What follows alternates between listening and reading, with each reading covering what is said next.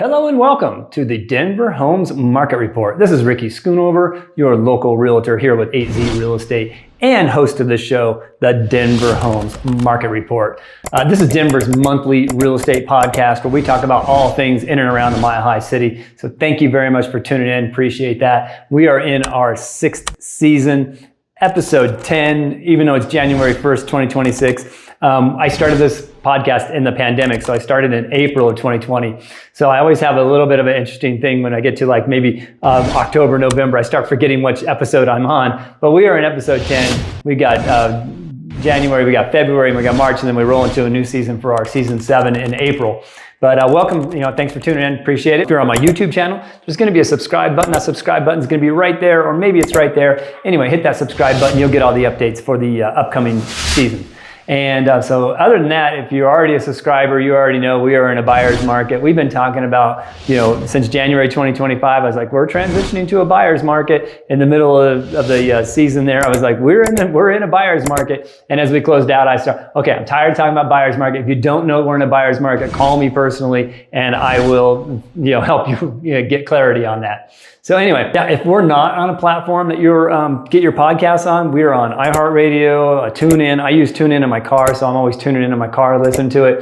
iHeartRadio, Apple Radio, Apple Podcasts, wherever it is. If you're not hearing the podcast or you find it, but you're not finding it on the one that you normally use, your platform, give me a call. Just let me know, and I will get us over on that platform. 720-688-5110. And to say, hey, Ricky, I listened to my podcast on such and such channel. Can you get over there? And I will get our RSS feed over there and get it set up for us. All right. So we're in January 2026. It's all about, New Year's resolutions, right? What are we going to talk about for the new year? What kind of things do we want to do differently for the new year that we didn't do last year? So maybe you were a seller last year, a potential seller, but maybe you did list your home maybe last year. There was a lot of properties that did list that did not sell. And it was because we were in that transition, right? And it was kind of funny. We had buyers living in one reality where they felt like they should be able to get a good deal on a property, but the prices were too high and they were like waiting for the prices to come down.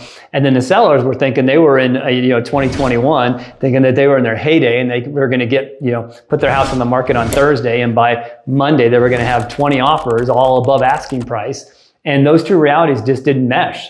So in 2025, we had this little bit of a convergency, right? Where we had a little bit of a reckoning where buyers had to come into the reality that prices really aren't going to go down, and they still haven't gone down. We're going to talk about that in a few minutes. And then sellers have to get in the mindset that, there's not that many buyers out there. So buyers aren't going to buy the houses. And so we're going to talk a little bit about the statistics on that. And the first thing I want to talk about is inventory, because inventory is a big one, right? In January 2025, we had about 23,000 listings. They came down a little bit in the summertime, but they've come right back up. And now we are closing out December 2025, going into 2026. And we're a little bit lower. We got about 21,000 listings on the market. So there's 21,000 homes out there for you to choose from, for all those buyers out there. So that's one statistic that we can look at. And then the other one we want to look at is days on market. So the time it takes from when the seller puts the house on the market to that time frame of all the marketing, the open houses and everything else before a buyer shows up and puts an offer in that the buyer can, or the seller can accept. Those are the days on market. And so we're looking at the median. So we throw out the outliers, the ones that have been on the market for 180 days and they just won't lower the price. And also the ones that sold in 2 days because they, priced it really, really low. And so we're going to do the median price. But median price was right around 46 days on market in January. It came down a little bit in the summertime to about 18 days, and now we're right back up to about 46 days. So we're moving into January 2026 here. We've got 21,000 homes to choose from. We've got about 46 days on market. That's the time from it goes to the market to the median time that it gets an offer. That doesn't mean you have 46 days for every single home. Some homes are going to sell quickly. Some are going to be on the market longer, but that's the median. So you do have a little bit more time. And to put that in perspective, when we were in the pandemic, a house would go on the market on Thursday. They would have an open house on Saturday. And by Monday, the buyer or the seller had 20 different offers all over the asking price. And they just got to pick whatever one they wanted, whether it would be the highest one or the best one or whatever it was. They would just pick their offer from that point. That dynamic was not going on in 2025. In 2025, you had 40 some odd days before you even got an offer.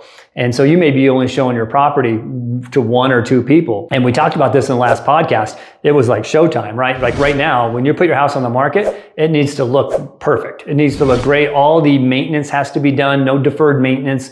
When you walk up to the curb appeal, painted door, clean. If you have, it's cold weather right now, so maybe some evergreen type plants up front.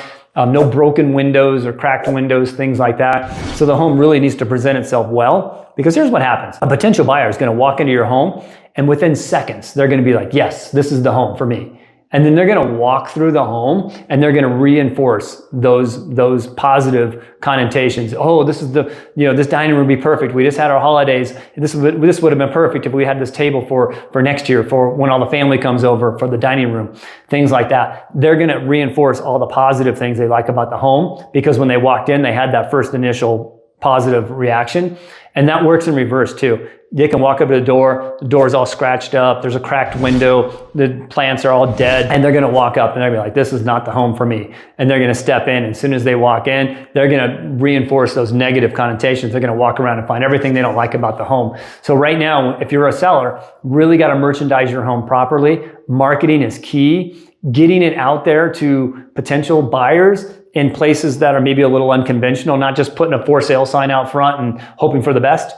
But there's a lot of community events we do now. We're doing more open houses, more broker open houses, where we bring the brokers in and take a look around. I know I volunteer at the Arts District on Santa Fe, and I have a listing coming up. I'm inviting the whole entire arts community to come do like a little, they have their monthly meetings, but we're going to do the monthly meeting at my listing so all of them can see it. So there's a lot of, depending on your realtor and their experience levels, it really does behoove you now more than, it's always important to have experience, but right now it's really to have someone that's been in the real estate for about 20 years now, as myself. We've seen the markets go up. We've seen them go down. We've been in buyers markets. We've been in sellers markets.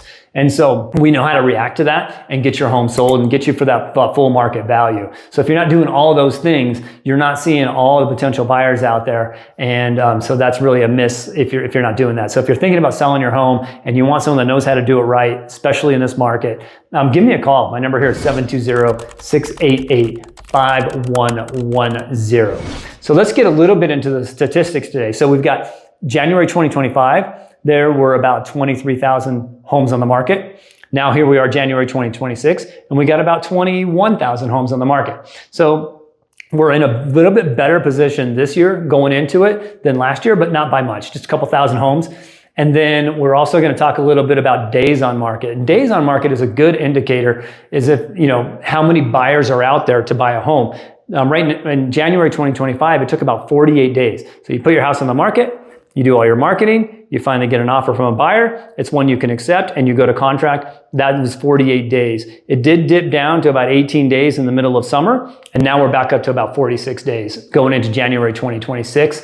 So what that means for buyers out there is it means that you have a little bit of time, right? You can go look at the home, make sure it's the one for you, make sure it's close to wherever it is, whatever is important to you, whether it be a school or a synagogue or a place of worship, whatever it is, or maybe you like to walk to a coffee shop, whatever it is that you want in your home, your features, you get a little more time to look at them. You get a little more time to make that decision. Now, not all homes are going to give you that sort of time. It's just a matter of when a buyer comes along that finds that home as the home for them, and they put that offer in.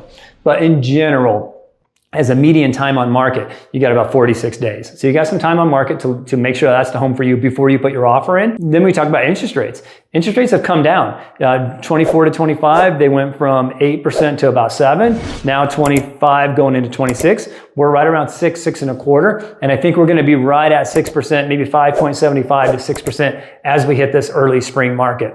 So I think that's where the interest rates are going to be for a while. I think the Feds will slow down a little bit. We'll see how the economy goes. But for right now, we're right around 6%, plus or minus a little bit from 6% is where the interest rates are now. Much better than when we were at 8.25, or even last year this time when we were around 7. and now we're around 6. And I don't think they'll come down too much more, but they might. In the middle of the year, they might come down another 0.5% or so. So just keep an eye on that. But as that happens, you know what happens when the interest rates come down, more buyers come in, and pretty soon you're no longer in a buyer's market, you're in a seller's market again.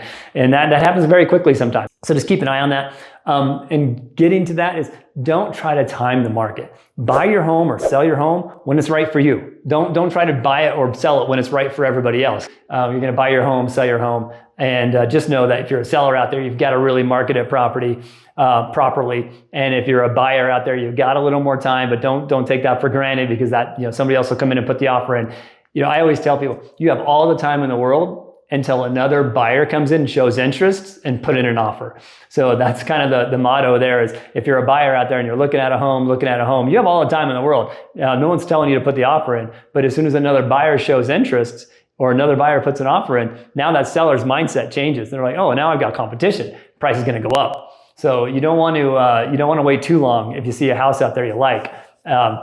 And on that note, if you're thinking about selling your home and you need some experience, you're thinking about buying a home, go to my website, denverhomesmarket.com. Scroll down about halfway, and I've got a whole segment in there about 6 steps to selling your home, kind of get you started there. 6 steps to buying your home and get you started there. And then there's also a mortgage calculator in there, so you can kind of calculate and get an idea of what your payments might be. So check that out, denverhomesmarket.com. And if you have any other questions, give me a call personally. My cell phone number is 720-688-5110. You can get on there and give me a call and get your questions answered. And if you're thinking about buying a home, really the first step is for us to get together and do a consultation. So we'll get that scheduled.